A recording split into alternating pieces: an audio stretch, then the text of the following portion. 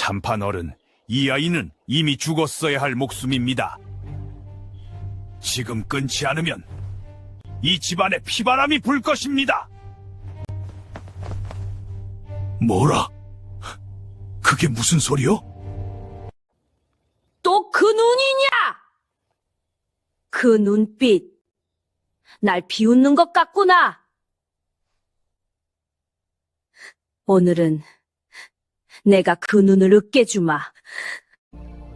이 아이를 오이게 옳은 일인가? 저 하나면 충분합니다. 이제 보이십니까? 영애야. 오늘 이야기 시작하기 전 좋아요와 구독 눌러주세요. 그럼 오늘 이야기 시작합니다. 오늘은 제가 참 희한한 이야기를 들려드릴까 합니다. 끝까지 들으시면 반전의 반전으로 여러분의 눈물샘이 터지지 않을까 걱정되는군요. 그럼 오늘 이야기 시작합니다. 계절의 여왕이라 불리는 5월의 아침은 세상 모든 만물이 생동하는 기운으로 충만했습니다. 저 멀리 푸른 빛을 머금은 산자락에서는 싱그러운 풀내음과 밤새 젖은 흙내음이 섞인 바람이 살랑이며 불어와 마을의 구석구석을 부드럽게 어루만졌지요. 처마 끝에 대롱대롱 매달린 이슬방울은 떠오르는 금빛 햇살을 머금어 마치 누군가 정성스레 꿰어놓은 영롱한 진주알처럼 반짝이다가 제 무게를 견디지 못하고 툭 소리 없이 흙바닥으로 떨어졌습니다. 담장 너머로는 붉은 자미가 수줍은 듯 고개를 내밀어 지나가는 바람에게 향기를 건네고 화려하게 피어난 연분홍 모라는 그 자태가 하도 고와서 보는 이의 넋을 빼놓을 정도였습니다. 마당 한복파에 굳건히 자리 잡은 오래된 감나무는 이제 막 돋아난 연초록 잎사귀들을 서로 부딪히며 사락사락 정겨운 아침 인사를 나누고 있었지요. 하지만 이 눈부시게 아름다운 풍경도 박참판댁의 계집종, 이제 겨우 10살이 된 꽃님이에게는 그저 먼 나라의 이야기일 뿐이었습니다. 꽃님이는 제 몸뚱이보다 2배는 더 길고 묵직한 쌀이비를 두 손으로 꼭 쥔 채 굽은 허리를 펴지 못한 채 마당을 쓸고 있었습니다. 사각사각 거친 쌀이빨이 마른 흙바닥을 긁어내는 소리가 고요한 아침 공기를 갈랐습니다. 비질할 때마다 풀풀 피어오르는 매캐한 흙먼지가 아이의 코끝을 간지렀지만 꽃님이는 혹여 소리가 날까봐 재채기 한 번 크게 하지 못하고 소매로 코를 누르며 꾹 참아냈습니다. 아이는 생각했습니다. 오늘만 무사히 넘기면 좋겠다. 배가 조금 고파도 좋으니 마님께 매만 맞지 않았으면. 10살 아이의 작은 가슴은 희망보다는 두려움으로 먼저 채워져 있었습니다. 2년. 마당 하나 쓰는데 애를 다 보낼 셈이냐. 내연의 그 느릿느릿한 비질 소리에 내 머리가 다 지끈거리는구나. 고요한 아침 정적을 깨뜨리는 날카롭고 표독스러운 목소리가 대기를 찢어발겼습니다. 안방문이 거칠게 벌컥 열리더니 박참판의 새 부인이 모습을 드러냈습니다. 화려한 자수가 수놓인 진보랏빛 비단 치마를 휘날리며 마루로 내려오는 그녀의 눈매는 마치 굶주린 매가 어린 먹잇감을 노리는 듯 서슬이 펄했습니다. 꽃님이는 반사적으로 몸을 잔뜩 움츠리며 고개를 바짝 숙였습니다. 잘못했습니다, 마님. 바로 끈대겠습니다. 아이의 목소리는 물기 젖은 낙엽처럼 미세하게 떨리고 있었습니다. 하지만 새 부인은 꽃님이의 그 맑은 눈망울을 볼 때마다 속에서 뜨거운 불덩이가 치밀어 올랐습니다. 아이가 고개를 살짝 들 때마다 마주치는 그 깊고 맑은 눈동자 때문이었습니다. 그것은 10년 전 자신이 그토록 질투했던 전처의 눈망울과 소름 끼치도록 닮아 있었지요. 어찌 저 미천한 계집종의 눈에서 저토록 고귀한 빛이 난단 말이냐. 마치 내가 지은 죄를 다 알고 있다는 듯 나를 비웃는 저 눈망울. 새 부인은 아이의 눈에 서린 기품을 볼 때마다 자신의 천한 욕심이 들통날까봐 공포심을 느꼈고 그 공포는 곧장 잔인한 공격성으로 변했습니다. 어딜 감히 눈을 동그랗게 뜨고 나를 쳐다보느냐? 그 눈망울이 나를 비웃는 것 같구나. 그녀는 발광하듯 소리친 회초리를 휘둘렀습니다. 회초리가 공기를 가를 때마다 새 부인의 가슴 속에는 묘한 쾌감이 번졌고 꽃님이의 종아리에는 붉은 꽃이 피어났습니다. 이때 부엌에서 지켜보던 꽃님이의 노비 어머니 감내가 뛰어왔습니다. 마님, 아이가 아직 어려 서툰 것이니 제 종아리를 치십시오. 감내는 꽃님이를 가슴으로 껴안으며 대신 매를 맞았습니다. 감내의 눈에는 피눈물이 맺혀 있었습니다. 감내의 떨리는 어깨 아래로 꽃님이의 작은 흐느낌이 전해졌습니다. 매질 소리가 마당의 공기를 무겁게 짓누르던 그때였습니다. 대문 밖에서 사람의 목소리 같기도 하고 산짐승의 울림 같기도 한 기이한 목소리가 들려왔습니다. 나무아미타불 관세음보살, 지은 업은 구름처럼 떠돌다 주인에게 돌아가고 짓지 않은 복은 천년을 기다려도 오지 않는 법이지요. 나직하면서도 가슴 속 깊은 곳을 울리는 웅장한 목소리에 새 부인이 매질을 멈추고 고개를 돌려 대문을 쳐다보았습니다. 그곳에는 누더기를 수백 번 기워 입은 노승, 해안 스님이 서 있었습니다. 스님은 세월의 풍파를 고스란히 담아낸 듯 깊게 패인 주름 사이로 새벽별보다 더 형형하게 빛나는 눈동자를 반짝이고 있었습니다. 스님은 천천히 마당 한가운데로 걸어 들어왔습니다. 그의 걸음걸이는 마치 구름 위를 건 것처럼 가볍고도 절도가 있었지요. 스님은 바닥에 엎드려 떨고 있는 꽃님이 얼굴을 뚫어지게 응시했습니다. 그의 심장은 격하게 뛰고 있었지만 겉으로는 차가운 냉기를 뿜어냈습니다. 내 귀한 손녀야, 조금만 참거라. 이 할아비가 내 인생을 송두리째 짓밟은 저 여인의 업보를 오늘 끝내러 왔느니라. 스님은 마음속으로 손녀의 이름을 수백 번 부르며 안색을 가다듬었습니다. 그리고 자신과 눈이 마주친 노비 감내를 향해 아주 찰나의 순간 신호를 보냈습니다. 이제 때가 되었다는 무언의 약속이었습니다. 허허, 참으로 기묘하고도 참혹한 일이로다. 어찌하여 산 사람의 육신에 죽은 자의 그림자가 이토록 깊고 짙게 드리워져 있단 말이냐. 스님의 혼잣말 같기도 하고 긴 탄식 같기도 한 그 한마디에 새 부인이 눈썹을 치켜뜨며 쏘아붙였습니다. 스님, 방금 뭐라고 하셨소? 죽은 자의 그림자라니. 그녀의 목소리에는 숨길 수 없는 당혹감이 섞여 있었습니다. 10년 전 자신이 저지른 죄가 행여나 들통날까봐 가슴이 철렁 내려앉은 것이지요. 스님은 꽃님이를 가리키는 손가락을 미세하게 떨며 대답했습니다. 이 아이는 이미 10년 전 저승의 명부에 이름을 올렸어야 할 목숨입니다. 그런데 어찌하여 죽지 않고 사람아, 이 집안의 맑은 기운을 다 갉아먹고 있단 말입니까? 보십시오. 저 아이의 눈망울 속에 비친 저승의 어둠을. 새 부인의 가슴 속에 품고 있던 건 욕망이 꿈틀거렸습니다. 그래, 저 아이만 없애면 내 비밀도 영원히 묻히고 내 아들의 앞길도 탄탄대로가 될 것이다. 그녀는 입가에 번지려는 음흉한 미소를 애써 감추며 오히려 분노한 척 스님을 다그쳤습니다. 아니, 우리 집안의 복을 갉아먹는다니. 어쩐지 이 아이가 들어온 뒤로 내 마음이 편치 않더니만. 그녀의 목소리에는 이제 살이마저 서려 있었습니다. 마당의 소란을 듣고 나온 박참판은 스님의 말에 당혹감을 감추지 못했습니다. 그는 꽃님이를 볼 때마다 이유 모를 연민을 느끼고 있었습니다. 왜 저 아이를 보면 자꾸만 먼저 간 내 아내가 떠오르는 것일까? 저 애처로운 눈빛이 왜 이토록 내 가슴을 후벼 파는가? 박참판은 자신의 무의식이 보내는 신호를 애써 부정하며 스님에게 물었습니다. 스님, 이 어린아이가 우리 집안에 해를 끼친다니 믿기지가 않습니다. 스님은 박참판의 눈을 똑바로 응시하며 경고했습니다.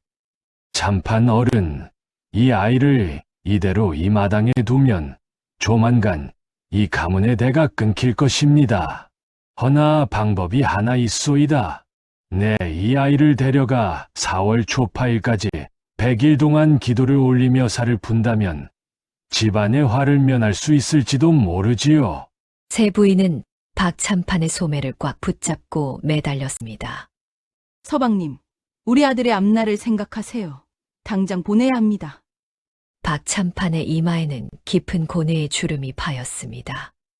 미안하다, 아이야. 하지만 내 가문과 내 아들을 위해서는 어쩔 수가 없구나. 그는 자신의 비겁함을 가문을 위한 희생이라는 이름으로 포장하며 결단을 내렸습니다. 결국 박참판은 힘없이 고개를 떨구며 승낙의 뜻을 전했습니다. 꽃님이는 구멍이 숭숭 뚫린 작은 보따리 하나를 가슴에 꼭 껴안고 스님의 뒤를 따라 나섰습니다.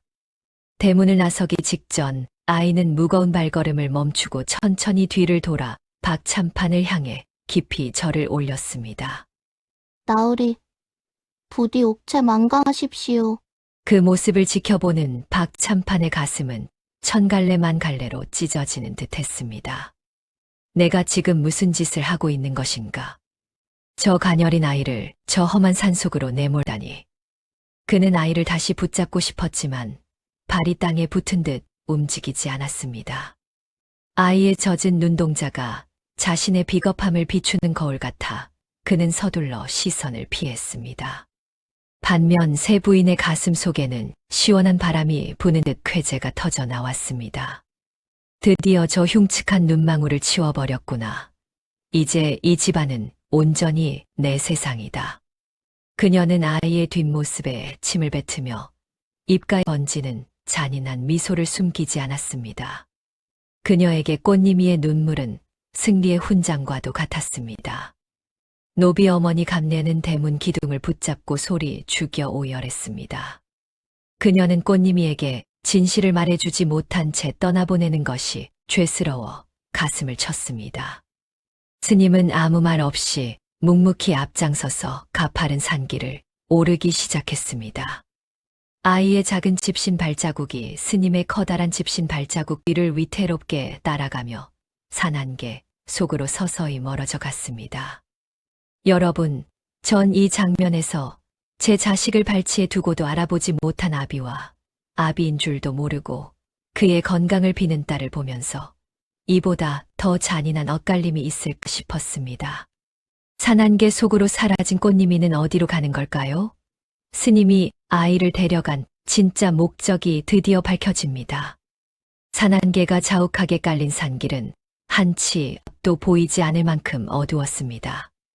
꽃님이는 스님의 커다란 등 뒤를 바짝 쫓으며 혹여 길을 잃을까봐 보따리를 쥔 손에 힘을 주었습니다.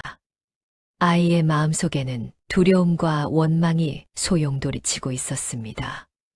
나으리는 왜 날 버리셨을까?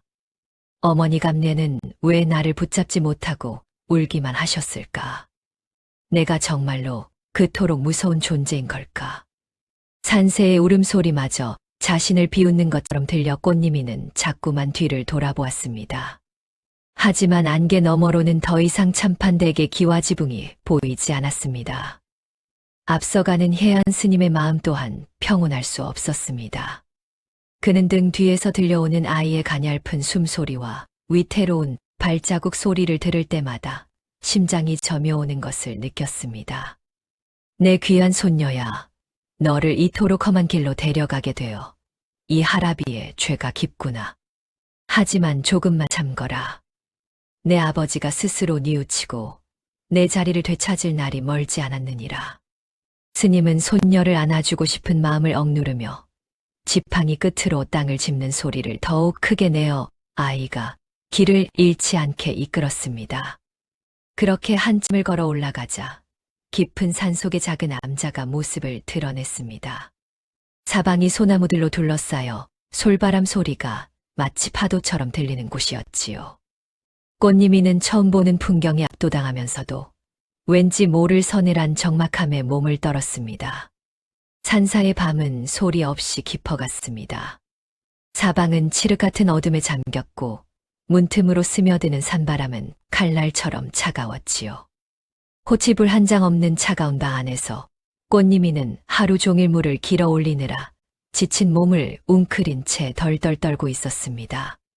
아이의 잠자리는 평화롭지 못했습니다. 꿈속에서도 새 부인의 회초리가 날아드는지 꽃님이는 연신 잘못했습니다. 마님 살려주세요. 라고 잠꼬대를 하며 가느다란 어깨를 들썩였습니다. 그때였습니다. 드르륵 정적을 깨고 문이 열리더니 어둠 속에서 거대한 그림자가 들어왔습니다. 바로 해안 스님이었습니다. 스님은 잠든 아이의 발치에 조용히 앉았습니다. 낮에는 그토록 무섭게 호통을 치던 스님이었지만 지금 그의 눈에는 형언할 수 없는 슬픔과 자애가 가득 고여 있었습니다. 스님은 떨리는 손으로 아이의 바짓가랑이를 천천히 걷어 올렸습니다. 달빛 아래 드러난 아이의 종아리는 차마 눈뜨고 볼 수 없을 만큼 참혹했습니다. 5월의 푸른 잎사귀처럼 싱그러워야 할 아이의 살갗에는 검붉은 피멍과 채 아물지 않은 회초리 자국들이 얽히고 설켜 흉측한 꽃처럼 피어 있었습니다. 아, 이 어린 것이 무슨 죄가 있다고. 스님의 입술 사이로 신음 같은 탄식이 터져 나왔습니다. 그는 품 안에서 소중하게 갈무리해온 약초 주머니를 꺼냈습니다. 그리고는 거친 손 마디마디에 정성을 담아 아이의 상처 부위에 부드럽게 약을 펴 바르기 시작했습니다. 스님의 손길이 닿을 때마다 꽃님이는 아픈지 움찔거렸지만 이내 그 손길에서 느껴지는 생전 처음 보는 온기에 안심한 듯 깊은 숨을 내뱉었습니다. 그때 꽃님이가 서서히 눈을 떴습니다. 어둠 속에서 자신을 내려다보며 소리 없이 어깨를 들썩이는 스님을 본 아이는 깜짝 놀라 몸을 일으키려 했습니다. 하지만 스님은 아이의 어깨를 지그시 누르며 나직이 속삭였습니다. 가만히 있거라. 아이야, 아프지 않느냐? 그 목소리는 낮에 듣던 천둥 같은 고통이 아니었습니다. 마치 꿈속에서 들었던 어머니의 자장가처럼 부드럽고 따스했지요. 꽃님이는 멍하니 스님을 바라보았습니다. 스님의 뺨 위로 투명한 눈물 한 방울이 툭 떨어져 아이의 상처 위로 흘러내렸습니다. 스님, 왜 저 때문에 우십니까? 저는 집안을 망칠 재수 없는 아이라는데 왜 저 같은 년에게 눈물을 흘리십니까? 아이의 떨리는 물음에 스님은 아이의 작은 손을 두 손으로 꼭 감싸 쥐었습니다. 그리고는 아이의 눈을 똑바로 응시하며 단호하게 하지만 가슴 절절하게 말했습니다. 아이야, 그 말을 믿지 마라. 세상 사람들이 너를 버리고 침을 뱉어도 저 하늘의 달과 별은 너를 단 한순간도 잊지 않고 지켜보고 있단다. 너는 이 세상 그 누구보다 맑고 고귀한 영혼을 가진 존재니라. 내 눈망울을 보아라. 이토록 맑은 구슬을 가졌는데 어찌 내가 재수 없는 아이란 말이냐.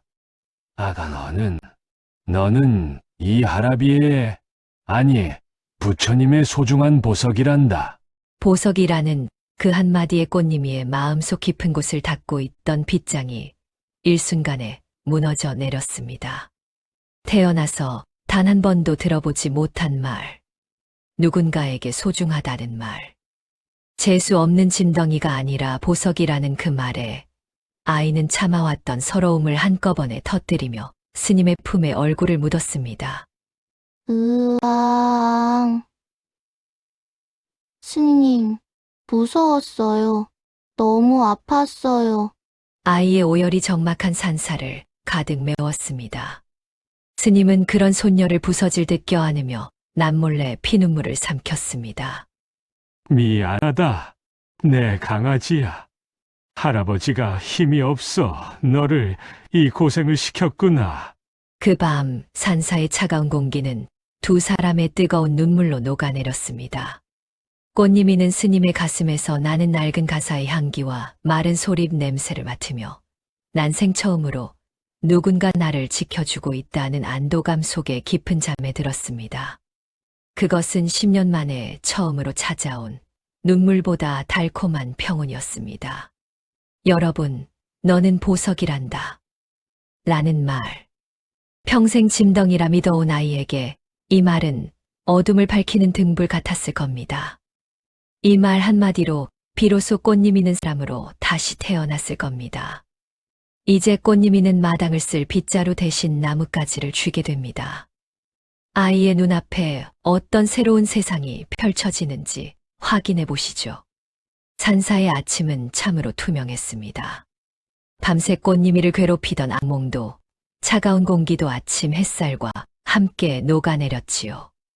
해안 스님은 마당 한가운데 자리를 잡고 앉아 꽃님이를 불렀습니다.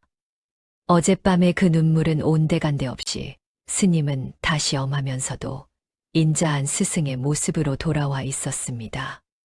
그를 알아야 세상을 올바르게 보고 내 마음을 읽어야 스스로의 운명을 바꿀 수 있는 법이다. 스님은 나뭇가지를 들어 마당의 고운 모래 위에 인이라는 글자를 썼습니다. 이것은 어질인이다. 사람과 사람이 서로 사랑하고 아끼는 마음이지. 너는 이제껏 미움만 받아왔지만 내 가슴 속에는 이 어진 마음이 가득 차 있어야 한다. 그래야 비로소 어른이 되는 법이야. 꽃님이는 스님이 모래 위에 쓴 글자를 손가락으로 조심스레 따라 그렸습니다. 손끝에 닿는 모래의 까슬까슬한 촉감이 생소하면서도 즐거웠습니다. 하지만 할아버지가 알려주고 싶은 것은 글자뿐만이 아니었습니다. 스님은 꽃님이를 데리고 암자 뒤편의 작은 숲길로 향했습니다. 보아라, 저기 핀 저 꽃이 무엇인지 아느냐? 스님은 바위 틈에 소담하게 피어난 보랏빛 제비꽃을 가리켰습니다. 이것은 제비꽃이다. 내 어머니가 참으로 좋아하던 꽃이지. 제비꽃은 작지만 단단하다. 거친 바위 틈에서도 뿌리를 내리고 기어이 꽃을 피워내지 않더냐. 꽃님아, 너도 이 꽃처럼 살아야 한다. 비록 처지가 비천하고 고단할지라도 내 영혼의 꽃은 꺾이지 말아야 해. 스님은 꽃님이의 작은 손을 잡고 숲속을 거닐며 세상에 이치를 하나하나 일러주었습니다. 길가에 돋아난 잡풀 하나가 사실은 귀한 약초라는 것, 산새의 울음소리가 계절의 변화를 알린다는 것, 그리고 흐르는 시냇물은 결코 뒤로 돌아가지 않듯이 우리네 삶도 매 순간 최선을 다해야 한다는 것을요. 특히 스님은 꽃님이에게 아가씨의 몸가짐을 가르치는데 많은 정성을 들였습니다.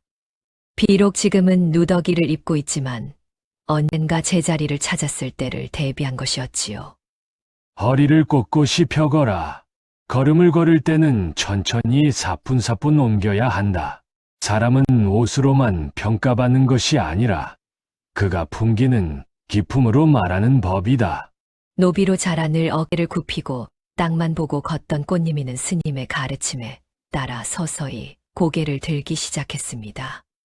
꽃님이는 할아버지와 함께하는 이 시간들이 꿈만 같았습니다. 그를 배우고 꽃 이름을 익히고 어떻게 당당하게 서야 하는지를 배우며 아이의 가슴 속에는 처음으로 나도 소중한 사람일지 모른다는 자부심이 싹 트기 시작했습니다. 여러분, 그를 배우고 기품을 익히는 과정은 잃어버렸던 아기 씨의 자리를 찾아가는 준비였습니다. 할아버지가 손녀에게 준 가장 큰 선물이었다는 생각이 들었습니다. 그런데 여기서 시간을 거슬러 올라가야 합니다. 10년 전 그 비 내리는 밤, 대체 박참판 댁에선 무슨 일이 있었던 걸까요? 10년 전의 그 밤은 하늘도 무심하게 피눈물을 흘리던 밤이었습니다. 장대비는 화살처럼 쏟아져 대지를 꿰뚫었고 칠흑 같은 어둠 속에서 번개만이 가끔 세상의 비극을 비추고 있었지요. 당시 이조판서였던 최대감, 지금의 해안 스님은 딸을 잃은 비통함을 이기지 못해 홀로 산길을 헤매고 있었습니다. 딸이 묻힌 사소를 찾아 마지막 인사를 올리려던 길이었습니다. 으아, 으아. 천둥소리 사이로 바람을 타고 들려오는 아주 가냘픈 소리가 있었습니다. 최 대감은 소리가 나는 우거진 가시덤불 쪽으로 미친 듯이 달려갔습니다. 비탈진 산길을 내려가다 미끄러지고 손이 가시에 긁혀 피가 났지만 그는 아픔조차 느끼지 못했습니다. 그리고 번개가 번쩍하며 어둠을 찢은 찰나 그는 왔습니다. 진을더미 속에 처박혀 차갑게 식어가던 작은 비단 포대기를요. 이럴 수가. 최 대감이 떨리는 손으로 포대기를 안아 올렸습니다. 포대기를 열어젖히자 태어난 지 며칠 되지도 않은 핏덩이, 아기가 얼굴이 하얗게 질린 채 신음하고 있었습니다. 그런데 아기를 감싼 비단의 문양을 본 순간 최 대감의 눈동자가 경악으로 물들었습니다. 그것은 그날 아침 자신이 딸의 산실에 넣어주었던 바로 그 비단이었습니다. 아, 하늘이시여. 이것이 정령 제 딸이 남긴 핏줄이란 말입니까? 최 대감은 아기를 가슴에 품고 진을 바닥에 주저앉았습니다. 그의 머리 위로 하늘이 무너져 내리는 듯한 참담함이 쏟아졌습니다. 제 어미가 죽자마자 이 어린 것을 이 거친 산속에 버리다니 사람이 어찌 이토록 잔인할 수 있단 말이냐? 그는 아기를 젖은 가슴 속에 꼭 껴안고 자신의 체온으로 아기를 녹이려 애썼습니다. 자신의 도포 자락을 풀어 아기를 감싸고 차가운 빗물이 아기에게 닿지 않도록 제 몸을 굽혔습니다. 그리고는 쏟아지는 빗속에서 하늘을 향해 고개를 들었습니다. 나무 아미타불, 관세음보살, 부처님, 감사합니다. 이 천하의 불효자에게 이토록 죄 많은 노인에게 마지막 자비를 베푸셨군요. 딸자식을 지키지 못한 이 아비에게 이 한 줄기 빛을 남겨주셔서 참으로 감사합니다. 최 대감은 빗물이 가득한 땅바닥에 이마를 찌으며 절을 올렸습니다. 이 아이를 살려주신 은혜, 평생 부처님 발치에서 업보를 닦으며 갚겠나이다. 기필코 이 아이를 지켜내겠나이다. 하여 스님은 가장 고통스럽지만 가장 완벽한 기만책을 선택했습니다. 바로 등잔미지였습니다. 스님은 자신의 딸을 모시던 가장 충직한 몸종 감리를 불렀습니다. 감내에게 아이를 맡기며 가장 위험한 곳이 가장 안전한 법임을 강조하며 훗날을 기약했습니다. 조금만 견뎌다오, 내 손녀야. 할아버지가 기필코 저 여자의 가면을 벗겨낼 것이니라. 스님 그렇게 10년의 세월을 복수의 칼날을 갈며 버텨온 것이었습니다. 여러분, 진흙탕 속에 버려진 핏덩이를 안아 올린 할아버지의 통곡이 길리십니까? 딸을 잃고 하늘이 무너지는 절망 속에서 찾은 꽃님이는 할아버지에게 마지막 희망이 되었을 것입니다. 그런데 할아버지는 왜 아이를 즉시 거두지 않고 다시 그 지옥 같은 참판댁으로 밀어넣어야만 했을까요? 그 처절한 이유가 공개됩니다. 스님은 지난 10년을 말 그대로 피눈물을 흘리며 견뎌왔습니다. 자신의 손녀딸이 제 집에서 종살이를 하고 매를 맞는 모습을 지켜보아야 했던 할아버지의 마음은 이미 숫덩이가 되어버렸습니다. 그는 밤마다 불단 앞에서 기도하며 생각했습니다. 사람의 눈은 속여도 하늘의 눈은 속일 수 없는 법. 내 손녀의 눈물 한 방울이 저 여인에게는 천근의 형벌이 되어 돌아갈 것이니라. 스님은 천기가 무르익기를 기다렸습니다. 아이의 관상을 보니 10살이 되는 해가 가장 큰 고비였지요. 그는 이번 초파일을 기점으로 모든 진실을 천하에 알리고 아이의 뒤틀린 운명을 바로잡기로 결심했습니다. 단순히 아이를 구하는 것이 아니라 가문을 더럽힌 악인을 처단하고 아비의 참회를 받아내기 위한 10년의 인고였습니다. 드디어 4월 초파일, 부처님 오신 날이 밝았습니다. 이날은 조선 땅 어디를 가도 신분의 귀천 없이 모두가 주인공이 되는 1년 중 가장 화려한 축제의 날이었지요. 저 멀리 한양도성에서는 집집마다 대문 앞에 긴 장대를 세우고 그 끝에 색색의 한지로 만든 등롱을 내걸었습니다. 밤이 되면 온 장이 등불 바다가 되어 마치 하늘의 별들이 땅으로 내려앉은 듯한 장관을 이루었지요. 평소라면 엄격했을 통행금지도 이날만큼은 해제되어 백성들은 밤새도록 거리를 누비며 등불을 구경하고 서로의 복을 빌었습니다. 암자 뒤편 산등성이에 올라선 꽃님이는 발 아래 펼쳐진 광경에 넋을 잃었습니다. 깊은 밤의 어둠을 뚫고 마을 곳곳에서 피어오른 수만 개의 연등 불빛이 물결치듯 흔들고 있었습니다. 붉은색, 노란색, 푸른색의 고운 빛들이 산 아래 골짜기를 가득 메운 모습은 꽃님이가 태어나 처음 본 세상에서 가장 아름다운 그림이었지요. 스님, 저것 보세요. 저 아래 세상이 꼭 연꽃밭 같습니다. 꽃님이의 들뜬 목소리에 스님은 허허 웃으며 아이의 곁에 섰습니다. 그렇구나. 저 등불 하나하나가 누군가의 간절한 염원이란다. 어두운 밤길을 밝히는 저 불빛처럼 내 마음속의 등불도 결코 꺼지지 않게 해야 하느니라. 암자 앞마당에도 스님과 꽃님이가 정성껏 빚은 연등들이 등대를 이루었습니다. 조선시대에는 등의 모양 하나에도 다 뜻이 담겨 있었지요. 다산과 장수를 상징하는 수박 모양의 수박등, 자손의 번창을 비는 마늘등, 장원급제를 기원하는 잉어등, 그리고 무엇보다 고귀한 부처님의 마음을 담은 연꽃등까지. 꽃님이는 며칠 동안 손가락 끝이 닳도록 한지를 오리고 풀칠하며 이 등들을 만들었습니다. 꽃님이는 그 중에서도 가장 크고 빛깔이 고운 연꽃등 하나를 골라 조심스럽게 소원을 적었습니다. 삐뚤빼뚤하지만 정성이 가득 담긴 글씨였습니다. 생전에 뵙지 못한 나의 어머니, 저 하늘에서는 아프지 말고 매질도 없이 편안히 잠드소서. 그리고 나를 거둬주신 나으리와 어머니 감내도 부디 무사하시기를 비옵니다. 자신을 버린 아버지와 구박하던 집안 사람들까지 챙기는 꽃님이의 지극한 효심을 보며 스님은 남몰래 젖어드는 눈시울을 닦았습니다. 아이야, 내 지극한 효성이 이미 저 불빛을 타고 하늘에 닿았을 것이니라. 오늘 밤은 저 연등이 내 어머니의 품이 되어 너를 따스하게 안아줄 것이야. 산사의 밤바람을 타고 수많은 연등이 일렁이는 모습은 마치 거대한 파도와 같았습니다. 꽃님이는 자신이 만든 등이 밤하늘로 서서히 피어오르는 불빛을 보며 10년간 맺혔던 가슴 속의 응어리가 조금씩 녹아내리는 것을 느꼈습니다. 그것은 억울함이 감사가 되고 슬픔이 희망으로 바뀌는 기적 같은 5월의 밤 풍경이었습니다.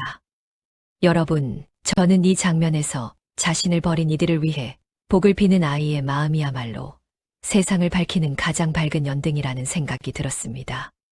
그 순수한 효심이 운명의 바퀴를 돌리기 시작합니다. 같은 시간 그 마을에 남겨진 닭참판은 원인 모를 공포에 떨고 있었습니다. 매일 밤 그를 찾아와 피눈물을 흘리는 여인의 정체는 무엇일까요?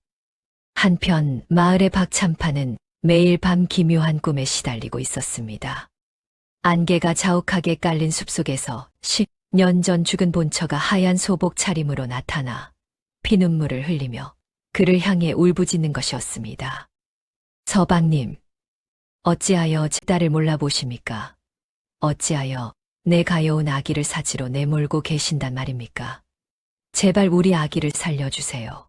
서방님은 어찌 그리 무심하십니까? 놀라 잠에서 깬 박참판은 온몸이 얼음물에 젖은 듯 차가운 식은땀으로 범기 되었습니다. 옆에서 자던 세 부인은 봄철이라 기력이 허해지셔서 그런 것이니 꿈은 반대라고 생각하고 잊으세요라며 매몰차게 달랬지만 박참판의 가슴 속 깊은 새는 원인 모를 불길함과 함께 산사에 가 있는 꽃님이에 대한 절절한 그리움과 미안함이 걷잡을 수 없이 피어오르고 있었습니다. 그는 밤마다 마루에 앉아 달을 보며 꽃님이 안부를 묻곤 했습니다. 정말 저 아이가 우리 집안에 해를 끼친 아이일까? 왜 자꾸 죽은 아내의 얼굴이 겹쳐 보이는 것인가? 드디어 4월 초파일 밤이 되었습니다. 화려한 비단옷을 입은 박참판 내외가 암자를 찾았습니다. 수천 개의 연등이 밤바람에 흔들리며 신비로운 분위기를 자아내고 있었지요. 그 연등숲의 한가운데 흰 소복을 입은 꽃님이가 무릎을 꿇고 앉아 있었습니다. 그런데 아이의 얼굴은 삼배 수건으로 가려져 보이지 않았습니다. 박찬판은 아이의 실루엣만 보고도 가슴이 요동치는 것을 느꼈습니다. 저 아이 앞에 서니 왜 이토록 죄인된 기분이 드는가.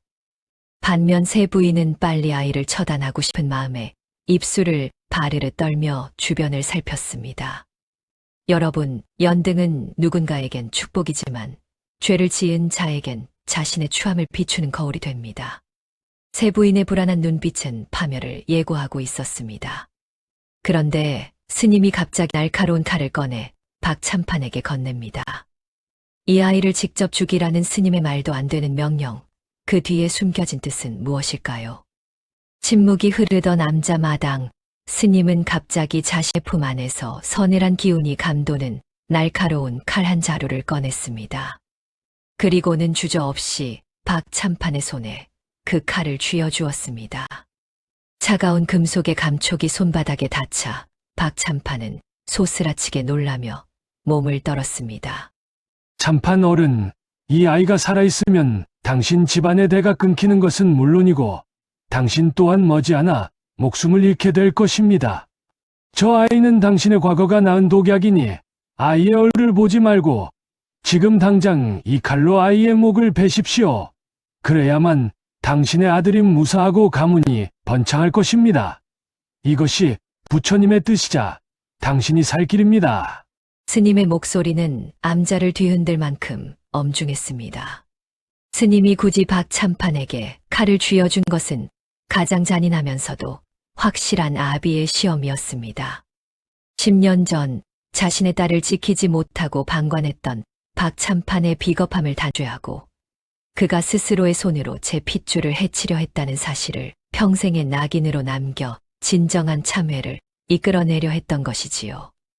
옆에 있던 새 부인은 이 기막힌 상황에 눈을 번뜩이며 박찬판의 옆구리를 거칠게 찔렀습니다. 서방님, 무엇을 망설이십니까? 저 아이만 죽이면 우리 집안의 화근이 사라진다고 하지 않습니까? 어서요. 우리 아들의 앞날을 생각하세요. 그녀의 목소리는 탐욕과 사리로 가득 차 있었습니다. 새 부인에게 이 상황은 아이를 합법적으로 제거할 수 있는 최고의 기회였지요. 박찬판의 이마에는 굵은 땀방울이 흘러내렸고 그의 손은 사시나무 떨듯 비틀거렸습니다. 박찬판은 눈을 질끈 감았습니다. 내 아들을 위해, 우리 가문을 위해. 그는 속으로 이 말을 수천 번 되뇌며 떨리는 팔에 힘을 주었습니다.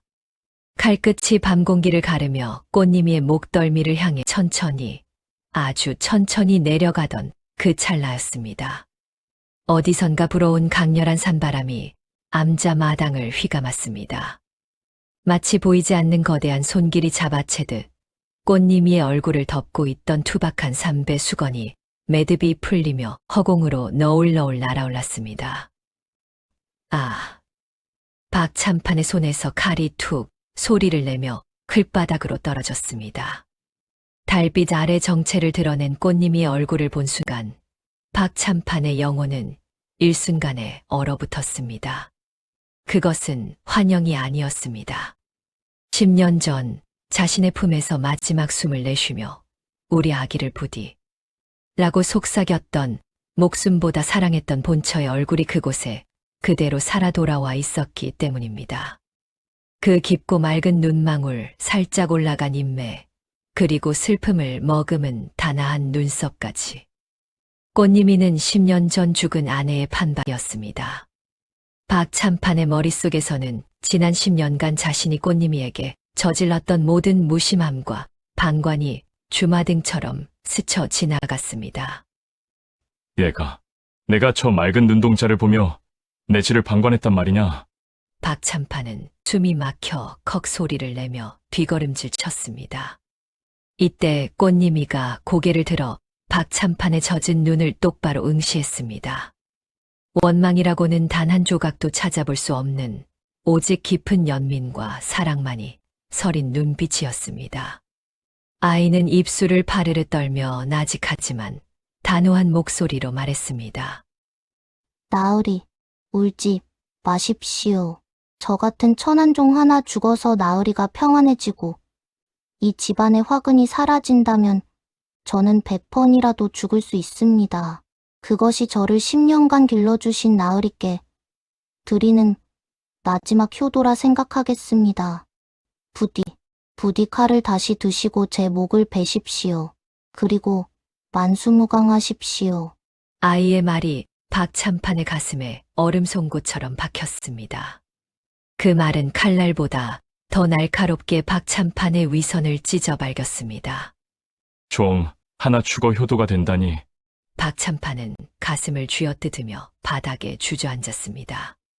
10년간 제 핏줄을 발치해 두고도 알아보지 못한 자신의 어리석음, 악처의 말에 눈이 멀어 천륜을 어기려 했던 비겁함이 파도처럼 밀려와 그를 집어삼켰습니다. 아, 내가 사람이 아니로구나. 내가 짐승보다 못한 놈이었구나. 박참판은 글바닥에 머리를 찌으며 통곡했습니다. 그의 비명 같은 울음소리가 고요한 산사를 뒤흔들었습니다. 여러분, 아비의 칼 앞에 죽음을 청하며 효도를 말하는 딸의 목소리. 상상이 되십니까? 또 그 순간 박참판의 심정은 어떠했을까요? 아내가 남긴 분신임을 깨달은 그 찰나의 정적에 저는 가슴이 먹먹해집니다. 하지만 아직 증거가 부족합니다. 스님은 결정적인 한 방을 준비하고 있었습니다. 바로 확인해 보겠습니다. 박참판이 땅을 치며 오열하고 있을 때 해야 스님이 바닥에 떨어진 칼을 낚아채듯 집어들었습니다. 그리고는 세 부인을 향해 몸을 돌려 암자 산천이 떠나가라 천둥 같은 사자호를 내질렀습니다. 이 모질고 독한 여인아, 하늘의 눈을 속이고 땅의 입을 막으면 영원히 비밀이 될 줄 알았더냐? 내가 10년 전 갓 태어난 핏덩이를 산속 짐승의 밥으로 내던지라 명했던 그 천인공노할 죄를 부처님이 모를 줄 알았더냐? 내가 죽였다 믿었던 그 고귀한 핏줄이 지금 내 눈앞에 시퍼렇게 살아 돌아온 것이 그리도 두려우냐? 스님의 호통에 세 부인은 안색이 흙빛이 되어 뒷걸음질 쳤습니다. 그게 무슨 말씀이십니까? 저 아이는 그저 비천한 종놈의 자식일 뿐입니다. 그녀의 목소리는 갈라진 틈 사이로 새어나오는 바람처럼 흉하게 떨리고 있었지요. 그때 스님은 꽃님이에게 다가가 아이의 왼쪽 어깨춤을 거칠게 걷어 올렸습니다. 참판 어른, 똑똑히 보십시오. 이것이 당신 가문의 핏줄이라는 거스를 수 없는 증표입니다. 달빛 아래 드러난 꽃님이의 하얀 어깨 위에는 선명한 선홍빛의 붉은 반점이 반달 모양으로 자리 잡고 있었습니다. 그것은 박참판 가문의 직계 자손들에게만 대대로 나타난다는 핏줄의 인장이었습니다. 박참판은 넋이 나간 듯 기어와 아이의 어깨를 보았습니다. 아, 반달 무늬. 내 아내에게도 나에게도 있는 그 반점이로구나. 박참판은 떨리는 손으로 그 붉은 점을 어루만졌습니다. 차가운 아이의 살갗을 만지는 순간 10년간의 모든 진실이 해일처럼 그를 덮쳤습니다. 자신이 그토록 모질게 매질하며 멸시했던 어린 계집종이 사실은 자신이 죽도록 사랑했던 전처가 남긴 유일한 친딸이었음을 깨달은 아비의 통곡이 밤 공기를 찢었습니다. 아, 그랬군요. 붉은 바점은 지울 수 없는 핏줄의 인장이 될 수 있죠. 년간종으로 부리며 때렸던 아이가 내 딸이라니. 박참판이 평생 통곡을 한다면 과연 속죄가 될 수 있을까요? 그런데 여기서 끝이 아닙니다. 이 모든 판을 짜고 기다려온 스님이 드디어 누더기 가사를 벗어 던집니다. 그 안에서 드러난 노인의 진짜 정체는 누구일까요? 박참판이 피눈물을 흘리며 꽃님이를 가슴이 터지도록 안고 내 새끼야 를 외치며 오열하고 있을 때였습니다. 해안 스님은 몸에 걸치고 있던 낡고 때 묻은 가사를 천천히 아주 천천히 바닥으로 내려놓았습니다. 수십 번을 기워 입어 원래의 색조차 알 수 없던 누더기 옷이 모래바닥에 떨어지자 그 안에서 단정한 비단 적삼을 입은 노인의 꼿꼿한 자태가 드러났습니다. 스님은 머리에 쓰고 있던 낡은 삿갓을 벗어 던졌습니다. 그리고 굽어있던 허리를 펴고 박참판을 위엄있게 내려다보았습니다. 그의 눈빛은 더 이상 자비로운 노승의 것이 아니었습니다. 그것은 일국을 호령하던 이조판서의 서슬퍼런 안광이자 자식을 잃은 아비의 처절한 분노였습니다. 사위, 고개를 들게. 이제 나를 알아보겠는가? 나직하지만 암자 전체를 울리는 묵직한 목소리에 박참판이 고개를 들었습니다. 눈물 범벅이 된 눈으로 스님의 얼굴을 찬찬히 뜯어보던 박참판의 눈동자가 이내 경악으로 뒤집혔습니다. 10년 전 딸의 죽음을 지켜보지 못한 죄책감에 관직을 내던지고 행방불명되었던 장인어른 최대감이 그곳에 서 있었기 때문입니다. 아, 아버님. 장인어른, 어찌 아버님이 여기에?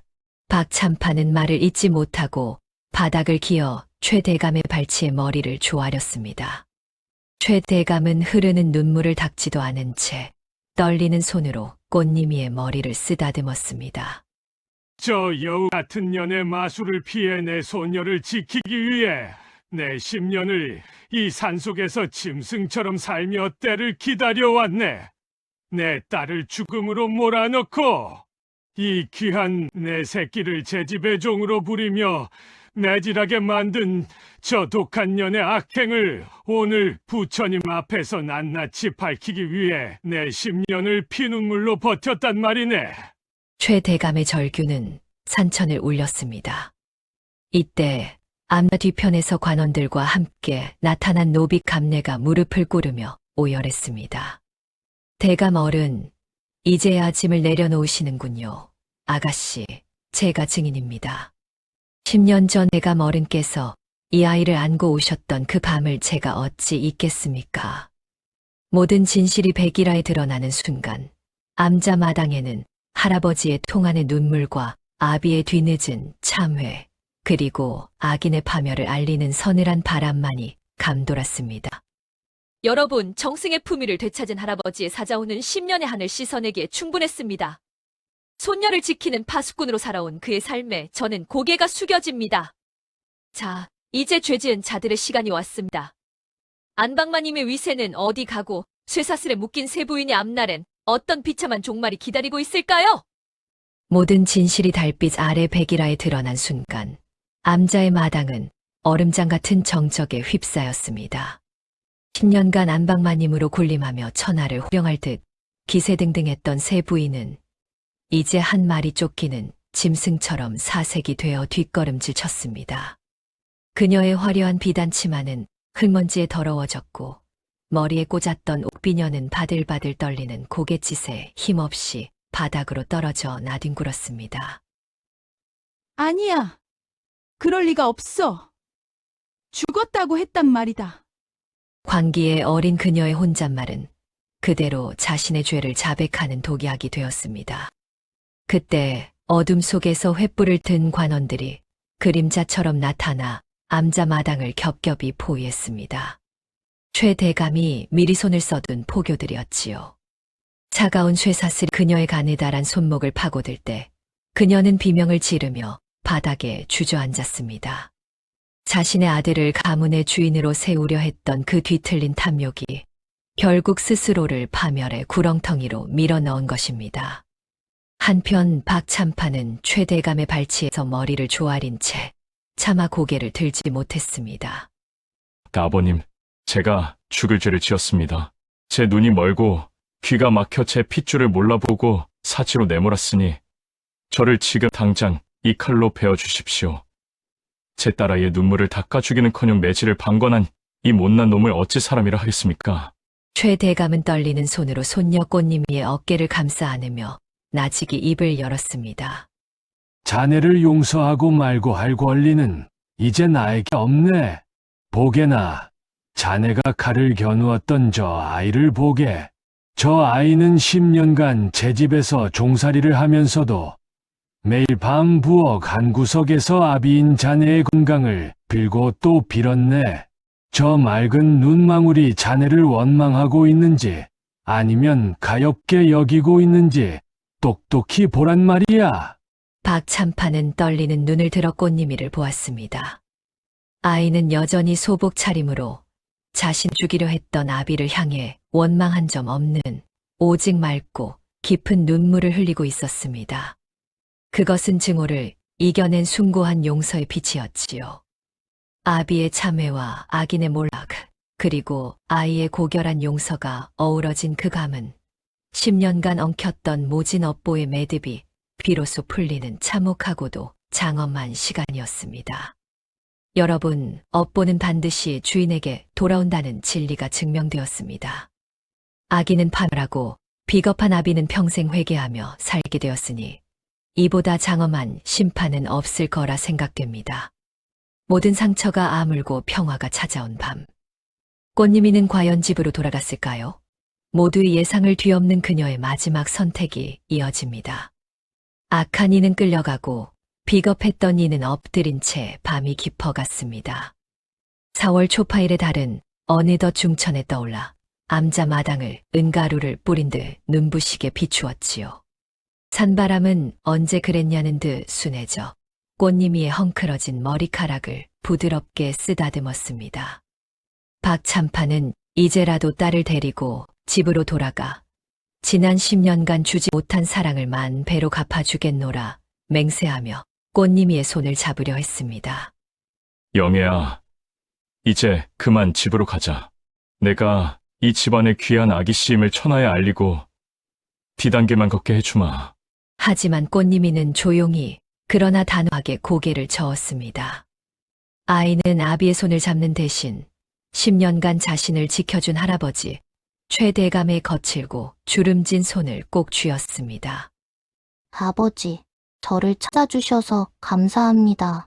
하지만 저는 화려한 참판댁의 아기씨보다 할아버님을 모시는 이 산사의 꽃님이 더 좋습니다. 이곳에서 할아버님께 글을 배우고 저처럼 억울하게 버림받은 아이들을 돌보며 살고 싶습니다. 그것이 하늘에서 저를 지켜보고 계실 어머니의 참뜻이라 믿습니다. 아이의 맑고 고결한 목소리에 최대감은 결국 참았던 눈물을 터뜨리며 손녀를 품에 안습니다. 박참판 또한 딸의 깊은 뜻 앞에 더는 고집을 피우지 못하고 자신의 과오를 씻기 위해 평생 선행을 베풀며 살겠노라 부처님 앞에 맹세했습니다. 두 사람은 마당 한가운데 자리를 잡고 앉아 낮에 정성껏 만들었던 가장 커다란 연꽃 연등에 불을 붙였습니다. 심지에 불이 붙자 연등은 은은한 분홍빛을 내뿜으며 밤 공기를 따스하게 덮였습니다. 후 꽃님이와 할아버지가 함께 입바람을 불어 연등을 하늘로 띄워보냈습니다.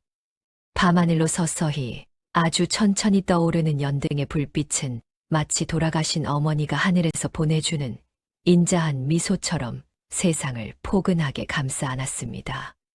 사람의 관상은 타고난 것이라 하지만 그 모진 운명의 물기를 돌리는 것은 결국 사람의 선한 의지와 지극한 마음이라는 것을 꽃님이는 온몸으로 증명해 보였습니다. 5월의 밤은 그렇게 아름다운 전설되어 유유히 흘러갔습니다. 산사의 고요한 정적 속에서 해안 스님의 낮은 연불 소리와 꽃님이의 맑은 웃음소리가 어우러져 오래도록 세상을 밝히는 한 줄기 빛이 되었습니다. 이제 꽃님이는 더 이상 길을 잃은 아이가 아니라 스스로의 운명을 밝히는 가장 눈부신 연등이 된 것입니다. 시청자 여러분, 오늘 해안 스님과 꽃님이의 이야기 어떠셨습니까? 10년이라는 긴 세월을 피눈물로 견뎌낸 할아버지의 인고와 자신을 버린 아버지까지도 품어안은 어린 꽃님이의 지극한 효심이 가슴 한구석을 뭉클하게 적시지 않나요? 예로부터 사람의 마음이 곧 하늘의 마음이라 했습니다. 아무리 가혹한 팔자를 타고났을지라도 스스로가 맑은 심성을 잃지 않는다면 하늘은 반드시 그 길을 열어준다는 것을 오늘 꽃님이는 우리에게 가르쳐 주었습니다. 우리네 삶도 때로는 구박받는 꽃님이처럼 고단하고 외로울 때가 있겠지만 내 마음속에 선한 등불 하나만 끄지 않는다면 언젠가 반드시 찬란한 5월의 봄날이 찾아올 것입니다. 가정의 달 5월, 이 이야기를 들으시는 여러분의 곁에도 꽃님이의 연등처럼 따스한 위로와 용서의 빛이 가득하시길 진심으로 기원합니다. 오늘 이야기가 여러분의 마음에 작은 울림을 주었다면 구독과 좋아요로 따뜻한 마음을 나누어 주십시오. 여러분의 응원 섞인 클릭 한 번이 다음 이야기를 정성껏 빚어내는 가장 큰 힘이 됩니다. 또한 오늘 이야기를 들으며 떠오른 여러분만의 소중한 인연이나 감동적인 사연이 있다면 댓글로 남겨주세요. 하나하나 소중히 읽으며 여러분과 소통하겠습니다. 긴 시간 함께 해주셔서 고맙습니다. 다음 시간에도 눈시울을 적시고 가슴을 뜨겁게 울리는 귀한 야담으로 다시 찾아뵙겠습니다. 늘 건강하시고 마음 평안한 하루 되십시오. 감사합니다.